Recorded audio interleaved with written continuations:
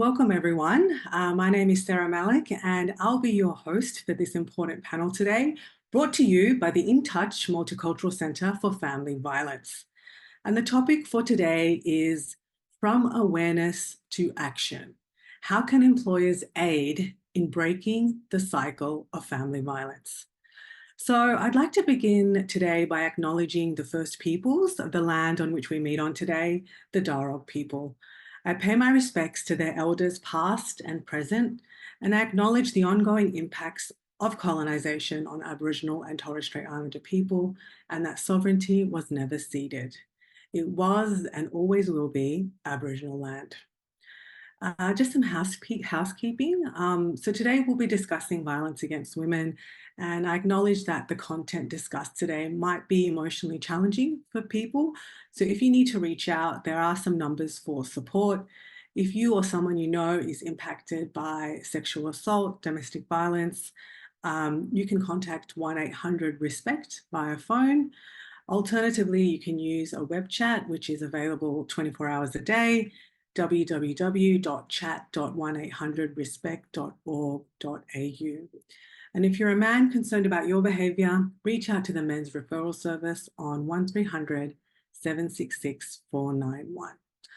So we'll have some time at the end of the presentation for questions. So if you have a burning question during the session, please type into the chat box and I'll condense the common threads and bring them to our panelists at the end. So get your thinking caps on and fire away in the chat, and I'll definitely keep my eye on that.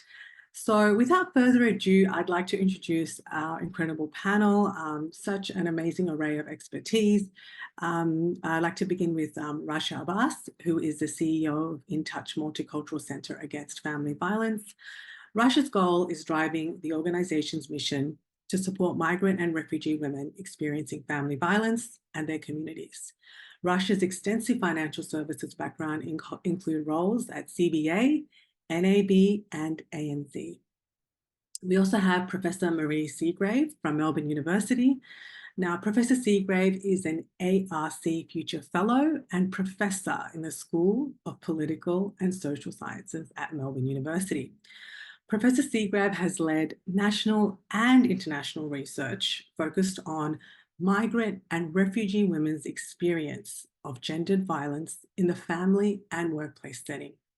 Much of her work is dedicated to looking at how systems, including the migration system, play a significant role in sustaining gendered violence.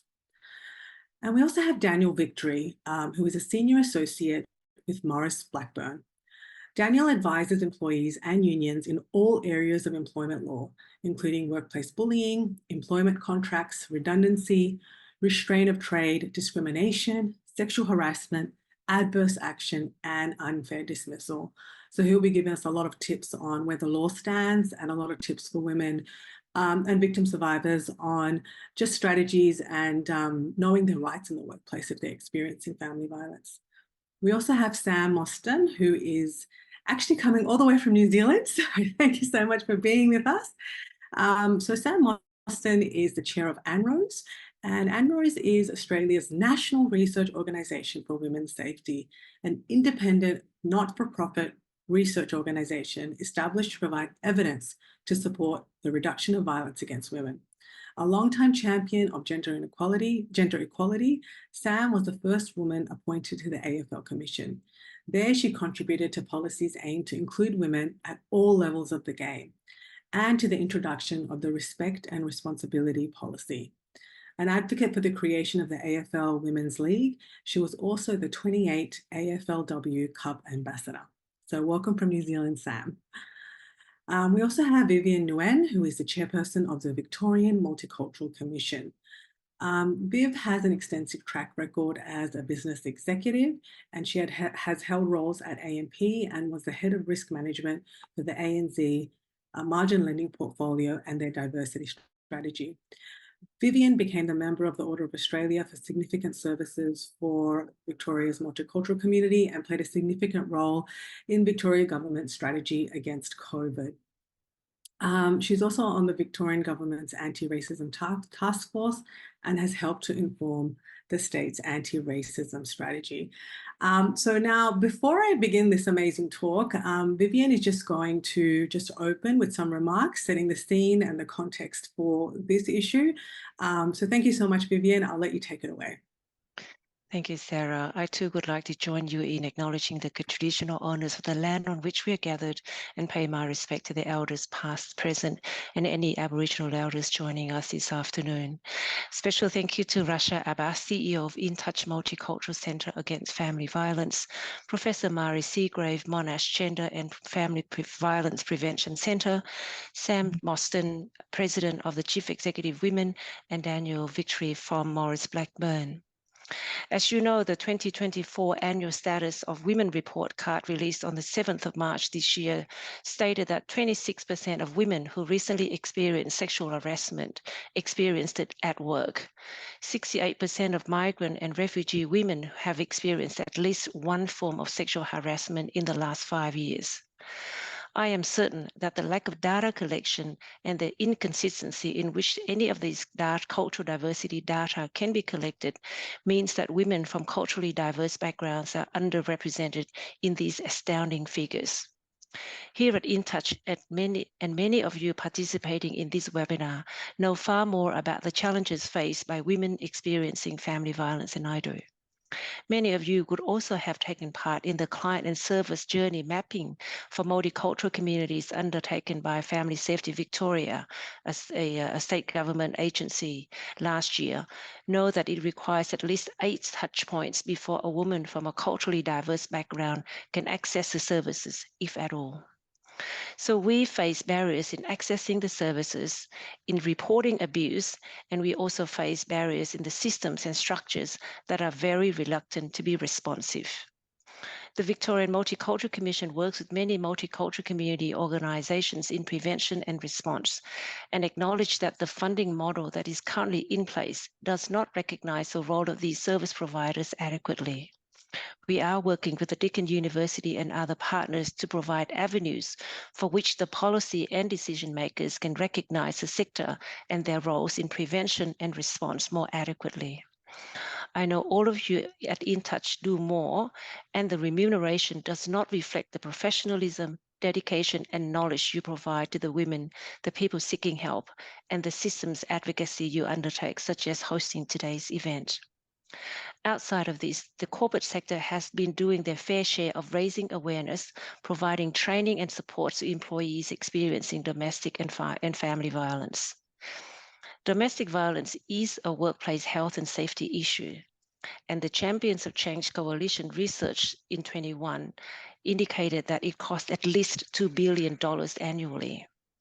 There is leadership in the corporate sector on this issue, but what's more significant is the collaboration between the corporate sector and agencies like inTouch to continue to raise awareness, share resources, and support training to foster greater understanding, more effective policies, and create and capture initiatives to increase workplace safety for women, for migrant women and refugees. Thank you, inTouch, for your leadership, and I look forward to learning more from the panel. Ramadan Mubarak to many of you who are observing Ramadan during this time. Thank you, and back to you, Sarah. Thanks so much, Vivian. And yeah, there's some shocking statistics there.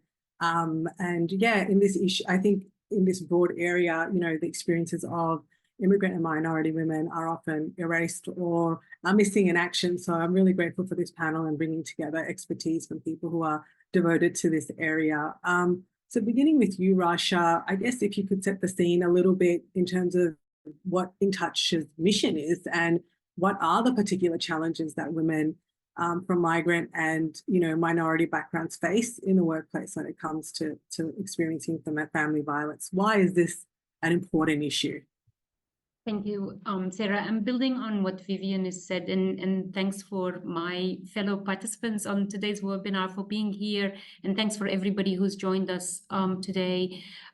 This is not a fringe issue. This is actually a major issue, and we need to bring it to the forefront of our discussions.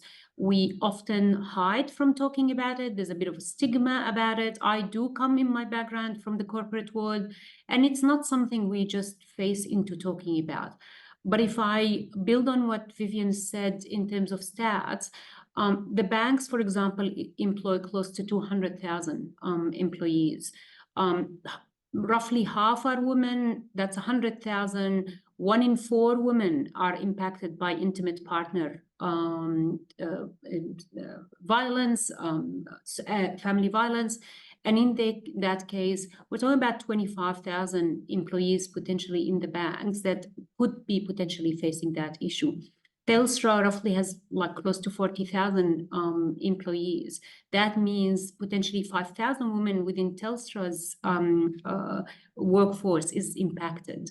The big consultancies, the same. So this is not a fringe issue, not just for employees, also for clients.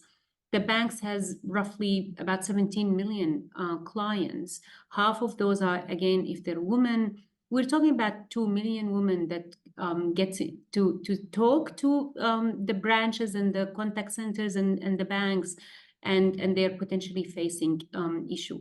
We need to talk about it. We need to bring it into the forefront of our society conversation, our corporate conversations, our policies, and our processes.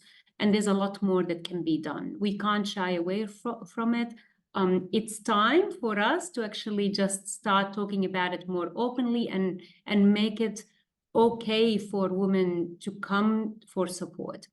In the multicultural women, the migrant and refugee women face layers of added complexity on top of this, similar to what we've already covered in terms of those barriers. Language barriers, financial barriers, social isolation, isolation from access to system.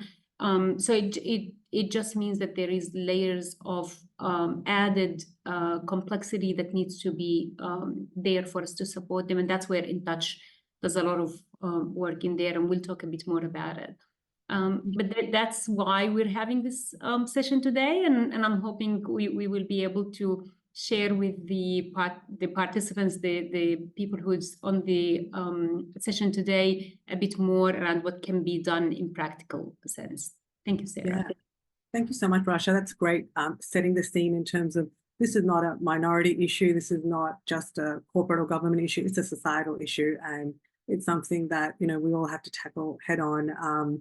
And yeah, it's something that will affects so many people at so many levels.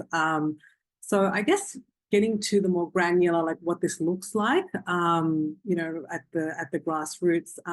Professor Seagrave, you recently authored a paper on one of the biggest challenges women from immigrant backgrounds face when it comes to DV.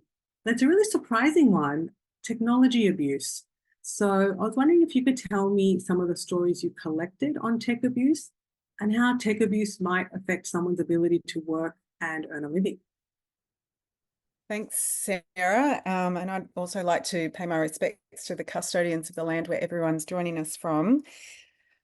Look, I think when we're having conversations around tech abuse, our recent work on this has really focused on technology is a new tool that is constantly evolving, and we're seeing significant innovation, I guess, in the way that perpetrators are able to surveil women in particular, and make the efforts to seek security and safety more difficult, compounded by various developments in technology. We're having conversations around Apple AirTags and the kinds of responsibilities that tech companies may have in conversations around safety, and the way that various new innovations in technology can, of course, be utilised to harm people as well, so used in ways that they weren't intended. But the other thing, I guess, that I would say about that research that you're referring to is one of our concerns is in the conversation around technology and various ways that domestic and family violence is occurring, is that we also need to hold attention to other factors that impact women's safety. And I think in the conversation we're having today, it's really important to think about, in the workplace setting, but also in your personal life. We were focused in particular on the specific limitations that temporary migrants experience and why it is that it's so difficult to seek support to be able to leave a situation if you want to leave, why it is that as a temporary migrant, you are not able to access the same level of support that Australian citizens are able to access in the context of domestic and family violence. So one of the important parts of our conversation should be absolutely paying attention to the ways that domestic and family violence is constantly changing in terms of the way that it's enacted. And clearly that has an impact on women in the workplace, because whereas once work may have been a safe place, it's less safe in the context of being constantly being able to be reached through phones, through email, all of those kinds of ways that people can contact you, using bank accounts, using LinkedIn, all of those kind of social media, all of those other kinds of mechanisms that are enabled via technology are important to attend to. But I think also it's really critical to attend to the ways in which structural positions also influence and sustain women's inability to be safe. So those conversations are also very important, especially when we're thinking about the workplace. We need to think about the context of different kinds of work, different visa conditions attached to work, and how that can compound the experience of domestic and family violence, the inability to perhaps access leave that we're talking about today, or the fears associated with trying to access leave or support, but also the reality that people need to be in jobs, need to maintain an income. And there are a range of conditions that can mean they can't come forward about what's happening in their personal or professional lives and the impact that's having across both. Yeah, and some of the stories that were in your research were incredible in terms of like just denying women access to Wi-Fi, denying them support from back home. And that would be particularly stressful if you're working from home or if you're working in a part-time or casual kind of way. So yeah, are there particular stories that you can talk about in terms of the things that women were telling you in terms of the tech abuse that they suffered?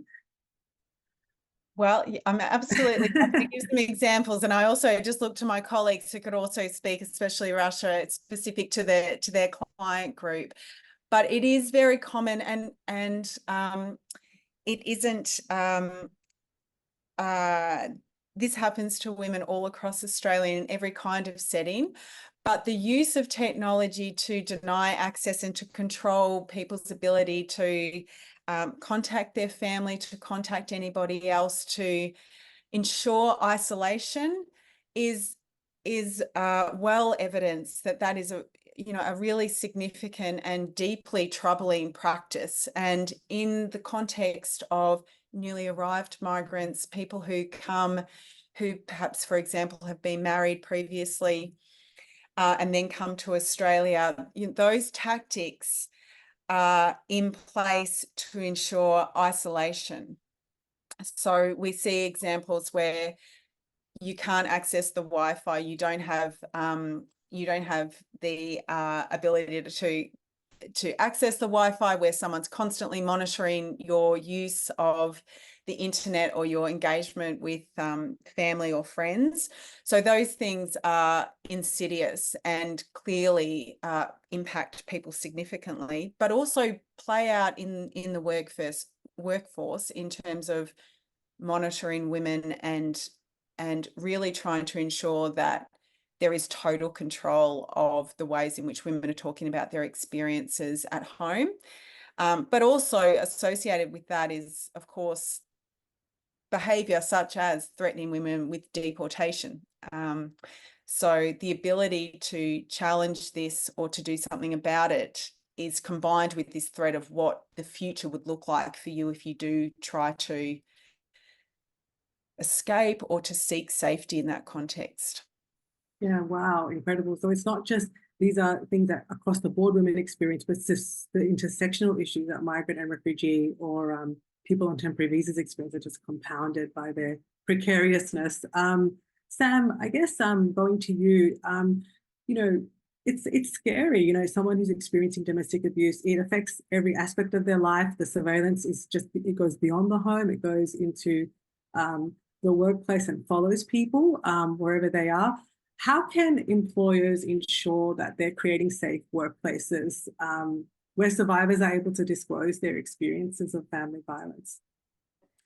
Thanks so much, Sarah. And as was indicated, I'm joining you from Aotearoa, New Zealand today. And I've been paying my respects to Maori First Nations here this morning, but I'd like to extend the acknowledgement to the First Nations people and elders from the lands in which you are all coming, and particularly any First Nations people who are joining us today. It is a really important question, the role of employers. And I guess just listening to the range of stories we just heard, the thing that I think we have to keep reminding ourselves in this country, in Australia, is that there is still such a lot of work to do in the basic levels of respect for women. All of these stories go to the heart of a lack of respect. And some of the research we've done at ANROS, through the National Community Attitude Surveys to Women and Safety over many years, it's the longest longitudinal study of those attitudes.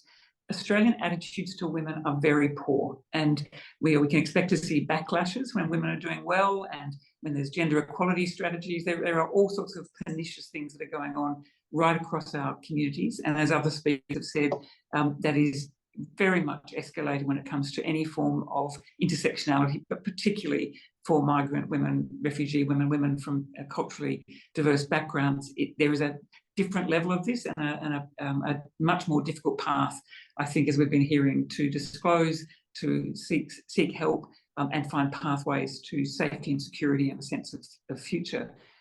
So the ANROS research tells us another thing, which is that today in Australia, about 30% of all Australians, men and women, do not trust women's allegations of sexual harassment or discrimination. And basically, that survey shows that 30% of Australians believe that when women bring these allegations in the very first place, whether about sexual assault, intimate partner violence, or discrimination, 30% of Australians think she's making it up. They don't trust her voice. And they often think at work she's making it up for a tactical advantage, either to get a payout or to get back at someone at the office or to get some advantage. And in relationships, it's seen as a way to get a personal advantage against a partner, generally a man, not always, but generally.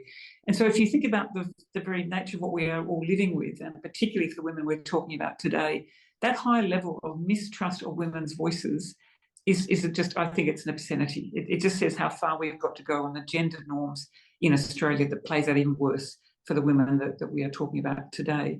So what does that mean for employers? I think you already heard the evidence base around just how much of this is played out, particularly coercive control through technology and other forms of control that is going on for women that are in our workplaces today, and how hard it is for them to find the courage to step up for all sorts of reasons. One, it could be not being believed at work, but also as a retribution of a partner if it becomes known that they're speaking about their partner at work. But it does say that we've got to very seriously, intentionally work with all employers. Been some great comments made about big employers. I think the banks, insurance companies, superannuation companies do this very well. The superannuation company I chair has had an open-ended domestic violence and family violence leave policy for many, many years, but that does still remain rare, that it's open and talked about as being something we want women to access and to feel confident doing that. But that's for big employers. And I guess what I think about when it comes to employers that we're talking about, often these are women who are in small businesses or in small organisations that don't have an HR department, don't have a commitment to aligning with the respect at work laws and principles. And so I think this issue of the conversation you're having today, I'm very grateful that you invited me into it, because we have to talk about this a lot. We have got to find ways of encouraging women in all workplaces to feel that confidence, but also to know when that doesn't go so well, if it's not a good employer, where they can seek greater support and who to go to, which agencies. You know, 50 years ago, the refuge system started with Anne Summers and Elsie, which was the third of refuges where women could actually seek respite and flee violence. We still don't have a proper system around that, and I think there's much more work to do in that system of protection of women. But good employers have just got to do more and more, have got to raise these issues and make it a comfortable and normal discussion to have and remove stigma, as others have said. And I also think we've got to keep our eye out for perpetrators. I mean, it's hard to talk about perpetrators in anything other than a concern, but there should be a generosity spirit of understanding when we see someone who may be behaving in a way that would tell us that there is a woman at home who's being isolated, that how do we actually deal with those circumstances? And also when any employer is involved in a visa, a work visa, bringing people from other countries to think about where is their partner. Has their partner been isolated as a part of coming to work under that visa? How to make an appreciative inquiry about the quality of life for the family and the partner that would sit behind that worker. So many different things, and I know there's much more to talk about across the panel, but I just think the basic message is employers need to engage with the notion that respect for women is something we need to elevate, particularly through employers. But the way in which we look at this has got to be very wide. We've got to have a wide lens to think about all the different aspects of this. And we certainly need to work much harder at this being a truly inclusive way of discovering the issues that face women who are more marginalised, who have very different sets of intersectional challenges as they're seen at work, and stand beside them and make sure this doesn't just become the privilege, it's something that privileged women benefit from. And I think there's a big conversation about that the experts on this panel know a lot about. But basically, employers have to follow the law, and the law is quite clear, as we're going to hear, I'm sure, from Daniel, but very complex. And last thing I'll say is that I recently did a survey of women's economic equality in Australia. The biggest barrier to women's economic equality in Australia is the lack of respect to actually, and the freedom from violence. And we know that a woman who is dealing with violence or intimate partner violence or family violence has almost no pathway to economic independence and agency because of what she's carrying on behalf of her family. So it's one of the most important issues we could be talking about across all dimensions. So thank you for inviting me in as part of this. Oh, thank you so much, Sam. That was incredible. And I think that, clocking onto the idea of it's not just, we're talking about creating a climate of support, but there's often climates of hostility that women are being surrounded by. And so the question isn't why aren't women reporting? The question should be, how can they? And so that is really the question that we need to really be looking at. And yeah, going to that work issue directly, Daniel, you are our legal man on the panel. Can you talk us through, what is the law in this area? So if someone is in this panel at the moment, an audience member, and they're experiencing family violence and they want to know what are their rights in the workplace, like, what can you tell them? Thank you. And I just also want to acknowledge the traditional owners of the land on which we meet today and pay my respects to them before I start. But thank you for the question. I think I'd like to illustrate it by talking a little bit about the changes that have sort of happened even in my time practicing. I remember the first time I spoke to someone who was in a family violence situation who came to see me for advice, and they'd been taking a lot of leave. I think they'd run out of personal leave, and they were then sort of being moved into the disciplinary realm or disciplinary space. And I think they'd even managed to disclose it to their employer. And the attitude of the employer was, this is sort of like a private matter. We just want you to come to work and do your job, okay? Now, very, very wrong, obviously. Now, at that time, there was no right to paid family and domestic violence leave when I saw this client. There's no prohibition on discriminating against someone for the reason that they had experienced or were experiencing family and domestic violence. And also, I think there was and still is very much an attitude of like, that is a home problem and it's not a work problem, okay? Now, I'm happy to say, as of March 2023, there's now a universal right to paid family and domestic violence leave. Okay, so I'm really happy to see that. As of about December, it was only in December 2023 where they actually outlawed discrimination in the Fair Work Act, discriminating against someone on the basis of taking family or domestic violence leave. So we're talking about only a few months ago that's been outlawed. And I'm based here in Victoria. It's still not covered by Victorian discrimination law, and I'm pretty sure still isn't covered by the Sex Discrimination Act either.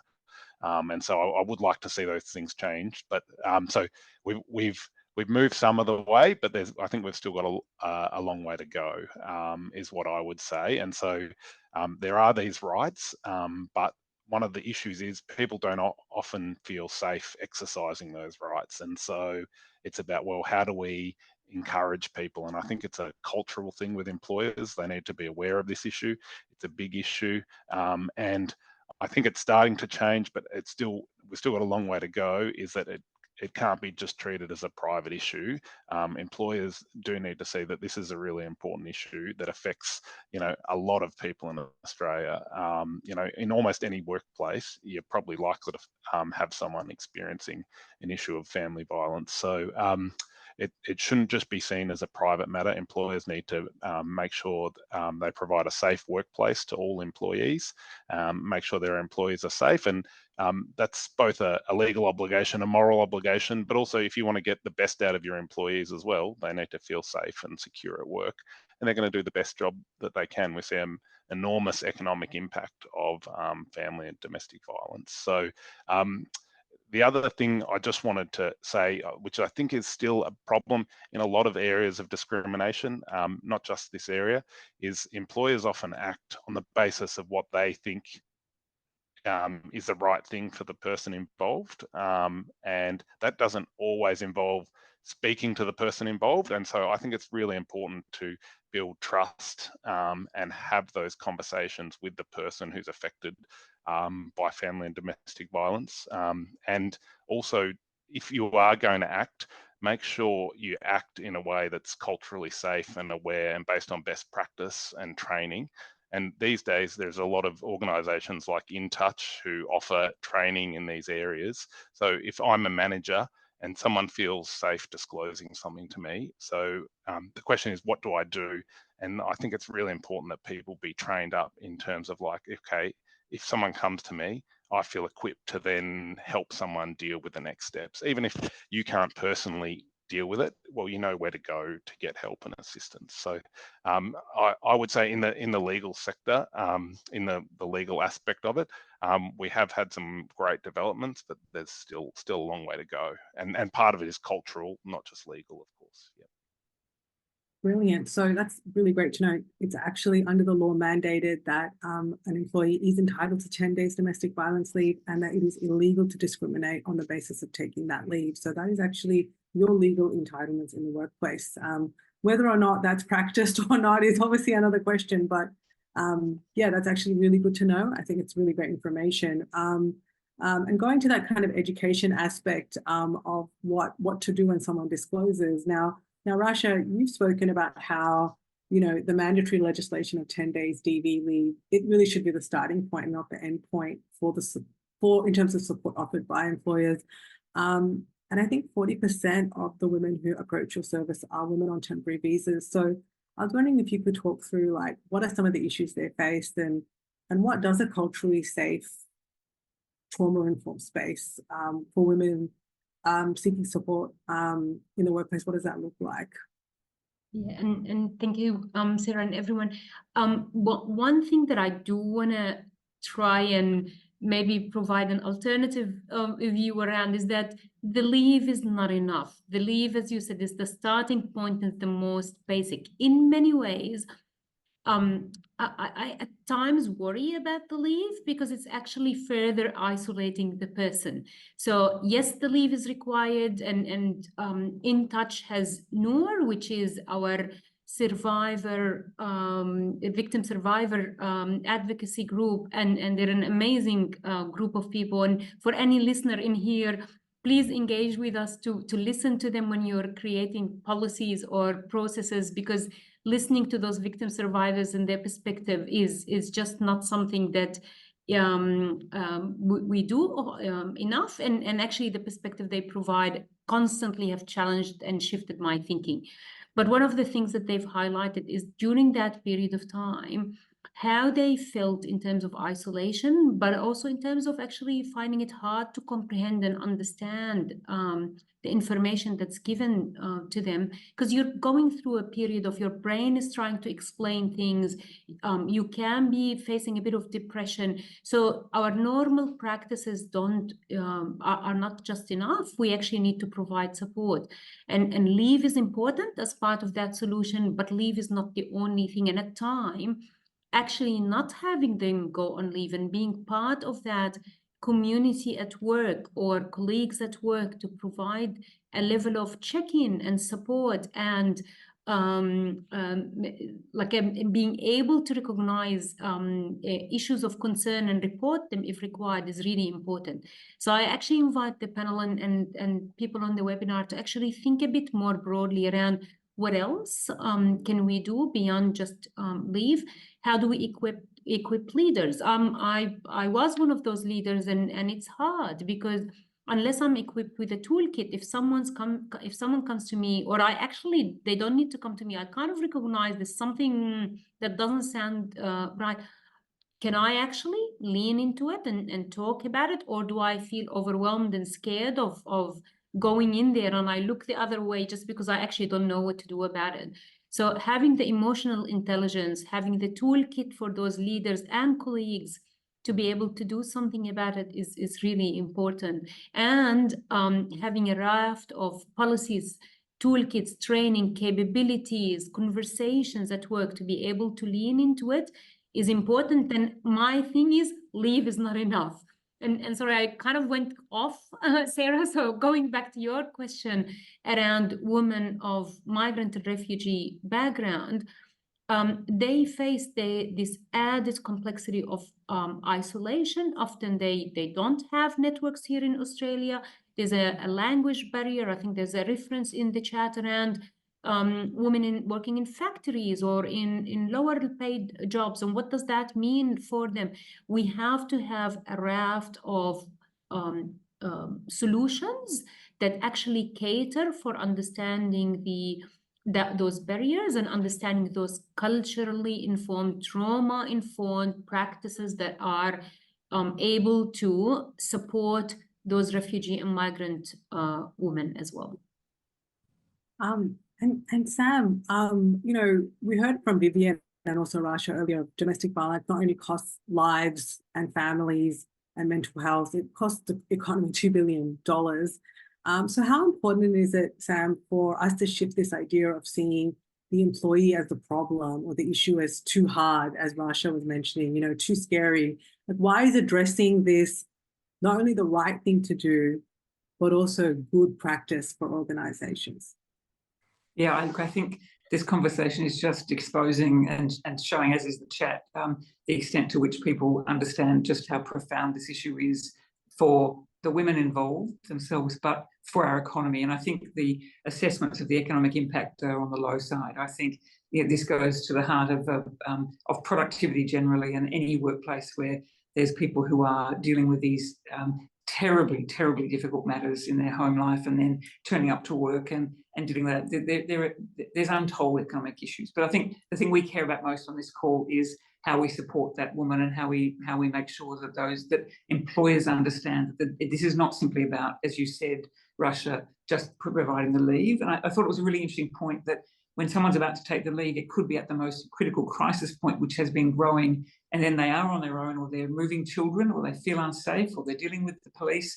There are a number of things that happen in that moment that are terrifying, as you've indicated, and the sense of being alone and disconnected, but having leave, I think, does present a real challenge. And so I say what we need to be thinking about as good employers that want good, productive organisations that are following the law but actually care about people and can demonstrate that through their practices.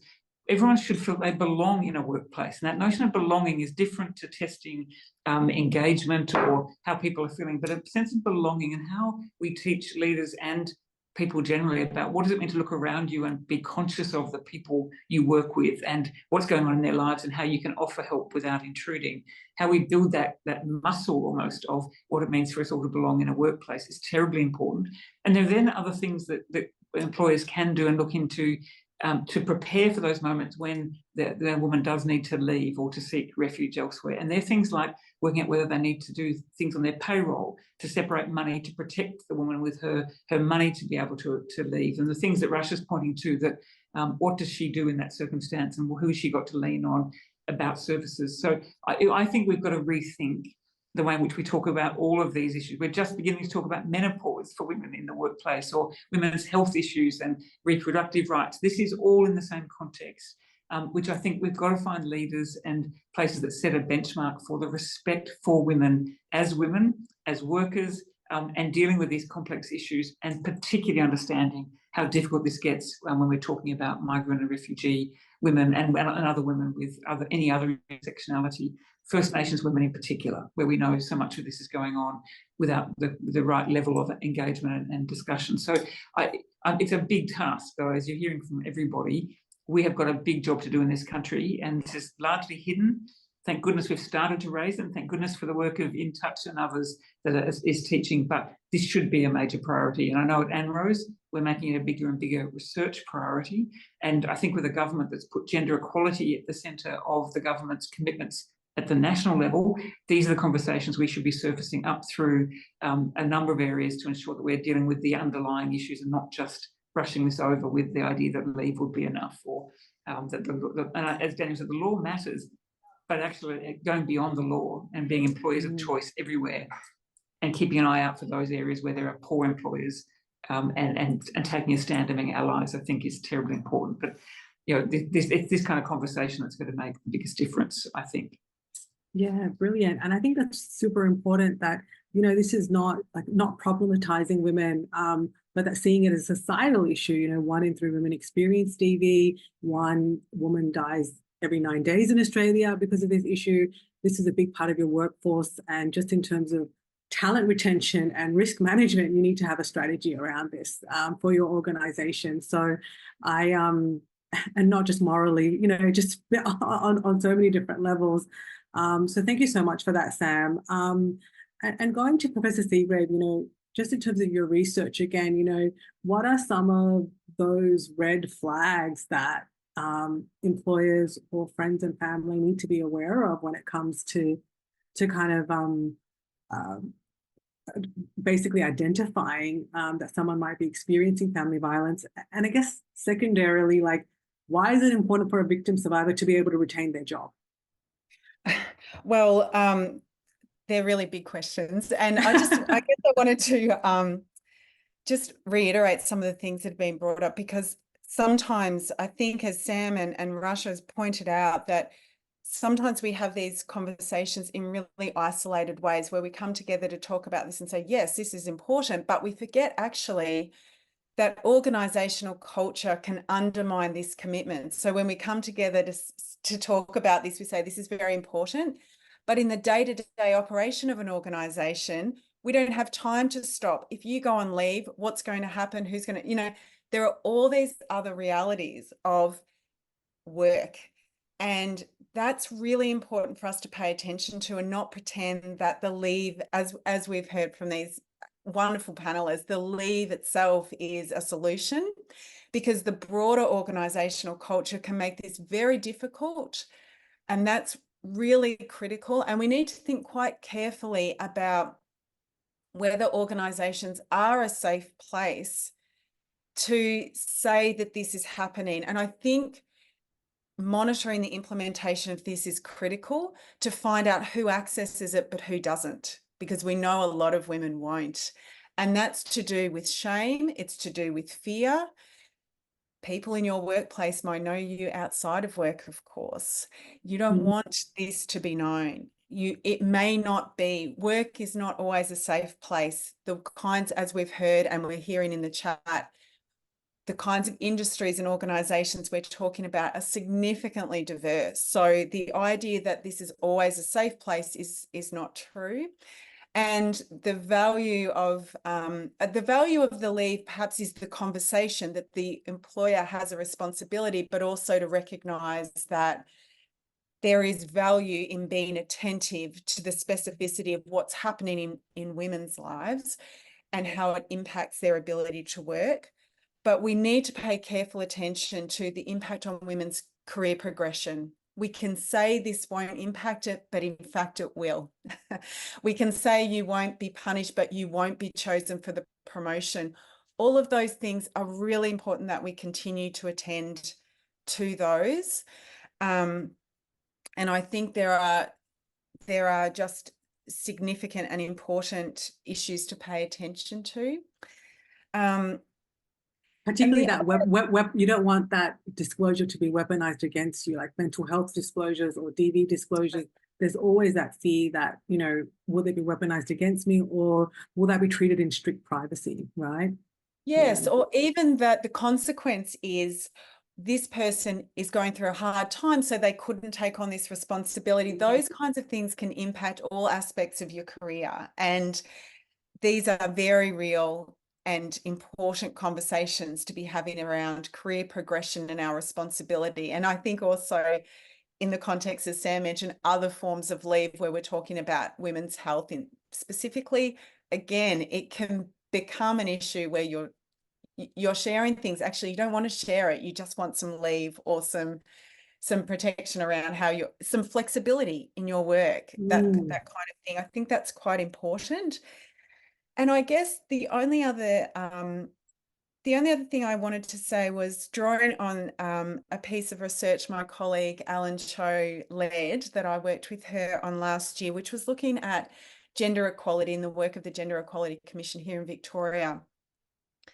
And that work was focused on migrant refugee women's experiences of gender equality. And that work was a small piece of research that really illuminated that the commitment may be there, but women's experiences at work aren't necessarily culturally safe, and that continues to have an impact on women's experience at work across the board. And so that should be part of our conversation around workplaces, around what a workplace commitment to gender equality looks like, but what does it look like for different groups of women? And really paying attention to that research, which is really trying to challenge what kind of rhetorical commitments look like, but how that aligns with the experience at work.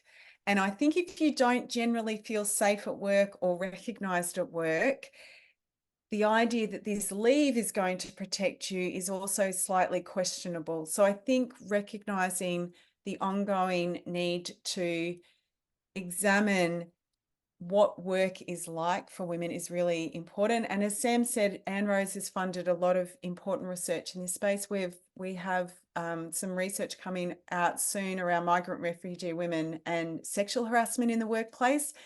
And it wouldn't surprise anyone on this panel that it deeply intersects with interpersonal violence and racial discrimination. So these conversations are really important to, as Rasha said, not just think that the leave is this, and everybody, that the leave is the solution, but it creates this important conversation.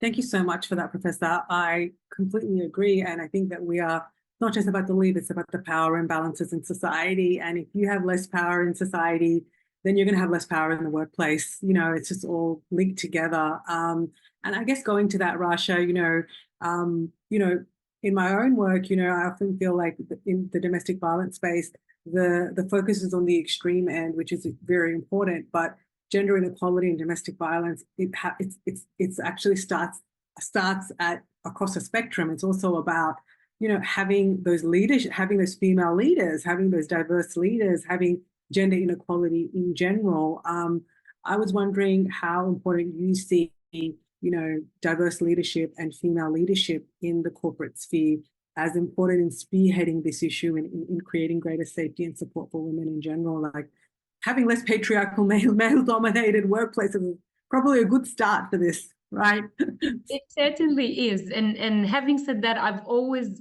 kind of said we need to make sure that this is not seen as a woman problem. And that's really important for all of us to keep saying, because this is a societal issue and we often shift the conversation. We spend this whole almost hour talking about women, but actually we then leave out of here not having said it's actually not a woman issue. It's perpetrator issue, and it's really important for us to actually focus on where the change is required. And I do worry about how much we talk about the women.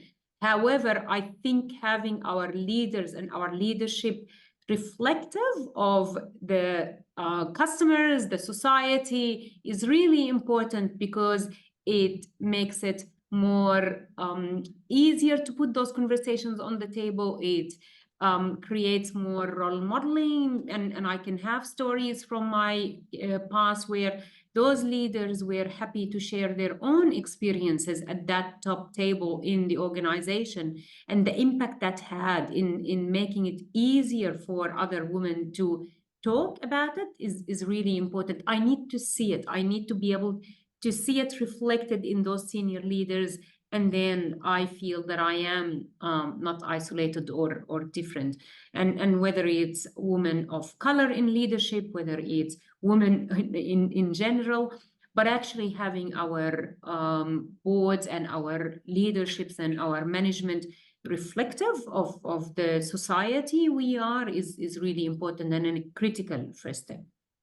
Yeah, definitely. I don't think it's an accident that seeing more women in the workforce in the last, 50 years has meant greater, parental leave, better, flexible arrangements, better maternity leave, that kind of thing. So it's definitely who's in power that matters. And I guess we're reaching the end, nearly the end of our panel, which has been just so eye-opening for me and wonderful. If anyone has any questions, please add them to the chat and I can give them to the panel. I guess one of the questions kind of addresses an issue which I think, Daniel, you might be familiar with. And it's about the kind of precarity faced by people who might be on temporary visas, who their visas are dependent on their spouse or dependent on their work.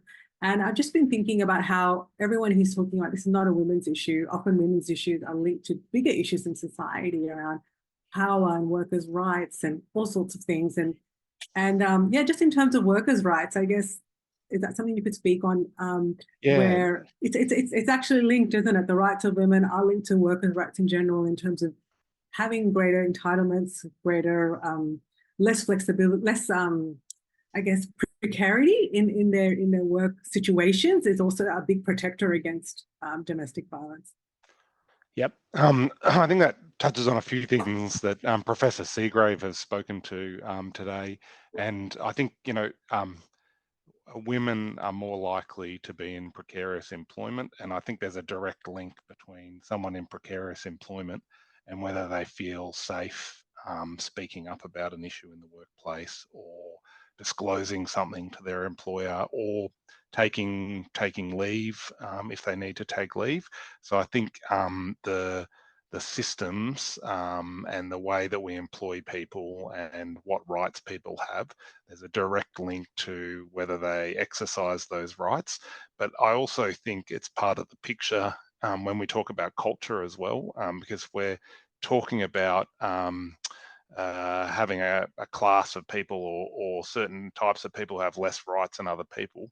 That really creates a cultural difference, and I think you can't address the cultural issues without looking at well, what rights do people have and what structures do we create that give people less rights than others. So I think there's something that really needs to be looked at there. Yeah, and Daniel, I guess going to another question that someone had, talking about actually a cluster of South Asian women in the city of the Whittlesea area a few years before, where there was actually a suicide of women, and they were actually impacted by domestic abuse, working in factories. So again, that issue of like migrant and refugee immigrant women are more likely to be in more working class occupations, which have less protections, like places like factories. So I guess, could you speak to that around safety in the workplace when it comes to like safety in general of people in, I guess, more in areas where there is like, they're not in corporate spaces, they're not in, spaces where they have panels and that kind of thing. Like, how can people like that access justice? Yeah, sure. I think my experience has probably been with, I'm not aware of that particular circumstance that you're talking about, but has been migrant women working on farms, and seeing some, pretty terrible treatment in those circumstances. And that's very, very hard work, like physically demanding work. But it also, you can be often isolated when you're out working on a farm. And we're talking about often women who are culturally and linguistically diverse. They don't know what their rights are to start off with. So I think it's about how can we make sure people are aware of their rights as the first step before someone can even exercise their rights or feel safe exercising their rights. Is they've got to know what rights they have. But so I think it's about, well, how do we inform people of their rights and make them feel safe to exercise those rights? And I don't know. Professor Seagrave might want to comment on that, because I think that sounds like something that might be within her expertise, the particular question you asked. Yeah, I mean, Professor, like in terms of your work as well, like how difficult is it for women from immigrant backgrounds to access information around their rights, and how important is it for those women to have a sense of financial independence through work? Well, I'll try and answer it really quickly, but I think we're looking forward to sharing the results from the MRO study to help explore this. But I think one component of this is knowing what your rights are, but another critical component of this is having safety and security to do anything about those rights and to exercise them. And actually, they're kind of quite different and important things to take into consideration. And often the focus, I think, can be, let's create a place where a hotline you can call, but the conditions of work or your visa conditions or your interpersonal conditions mean that none of that is accessible to you. And I think that we have to understand that and realize the importance of a number of things, which is about enabling people to know about what their rights are, but also having a diversity of responses and different ways to access support and security. There is no one size fits all here. And when experiences of gendered violence intersect with racism or intersect with migration or visa abuse, all of those things make it even more difficult to complain, but also often our complaint mechanisms are focused on very siloed issues. That's a race discrimination issue, it's not this. That's a police issue, it's not this. So those things are really important, and that's probably an overview way of responding to that, but really important to add to the conversation. Thank you so much. I think that's so true. Like I can imagine a victim survivor and they're kind of often problematized or blamed for not seeking help, but you've got to notice all the intersecting ropes that are tying them up and focus on removing those ropes, I think, rather than, and understanding that that person's operating within that framework. So I guess I just want to end with, we've only got like 5 minutes left, so maybe a minute each, and ending, I guess, on a kind of positive note about, what do you want to see? Like, how do you want to see women thrive in the workforce? Like, what kind of cultures would you like to see? What is your, I guess, like your ideal kind of, what would you like to see more of? And what are the kinds of practices and environments you would like to see in Australia to ensure that women thrive and all victim survivors can thrive both in society and in work? Start with you, Rasha. You've got a minute. I think, and I wanted to actually kind of follow up on what Daniel and Maria said. I think one thing that we always do is report on numbers. So we might be reporting on how many people took leave or how many people might have reported an issue. I'd love for us as corporates to mature our thinking and start thinking, given it's 1 in 4 recorded, it's actually more like 1 in 3 when we take into account the lack of reporting. If your numbers are not reflecting, if you're not seeing, if you have a 40,000 employee organization and you're not seeing those numbers reflected, I would love for us to start seeing the negative reporting happening, and that would be a trigger for everyone to actually say, if I'm not seeing it, what am I not doing? And then in that case, it's actually forcing us to have more of those conversations. My ask is for us to actually take this seriously, talk about it more, train and uplift capability of your team. Let your team know how to handle it. inTouch can help, but more organizations are out there can help. Make sure people are equipped with the toolkit, the language, the emotional intelligence, the support mechanism for us to talk about it, lean into it, recognize the sign, and do something about it. Because it's actually a societal and economic, a moral obligation that we all have. Yes, thank you so much. And it's not only just the cultural change, it's also the reporting and the compliance. Like, it's a whole network of responses. And we've got like so many different comments, messages on the chat. People are, talking about intersectional issues around management not seeing this as a priority, especially if you're lower down the ranks. Like lots of different comments here. So I guess, got a few minutes left. Maybe we'll go to Sam. I guess, like what does kind of a great workplace look like for you? Like, what do you want to see in terms of women being able to thrive both at work and in the world? And it's not just a certain kind of woman, it's like every woman. Every woman. Thank you, Sarah. And look, I'll be very quick because I think others will probably have a stronger response as well. I think your use of the word thrive is really important, and the talk about this isn't about changing women, or this isn't women's problems. We have got a systemic set of issues about the lack of respect for women in workplaces, in homes, in communities, particularly in the areas we've been talking about. I'm really excited that next week, June Oscar will launch the First Nations Women's Gender Justice Institute in Canberra, looking particularly at gender justice and these issues for First Nations women. And it may be that it's a good model for dealing with these intersectional matters and actually raising the whole profile of these matters that are not just seen as every woman's story the same, but there is distinct issues of the intersection with racism and exclusion. I just was going to read you very quickly in the end of our report that we delivered for the government around economic reforms, and so these big systemic reforms that are coming through the Fair Work Act, through the family court system, the work that Anne-Rose is doing, that others are doing. And we just said here, we've heard Australian women's call loud and clear. They are tired of waiting for action to feel safe and valued and have equal opportunity to economic prosperity. They know their labour is essential to a well-functioning society and a resilient and dynamic economy. And they talk all the time about systemically being undervalued, underutilised and marginalised. This is a call from women across the country, Sarah. So this is why this discussion is so important. Good workplaces will be discussing this and talking about this. And if there's a thought about how we can help other workplaces that aren't, we all have supply chains. And if we're taking from small organisations that we have any worries about, go and look and see whether they actually follow the law, whether their cultures are good and strong.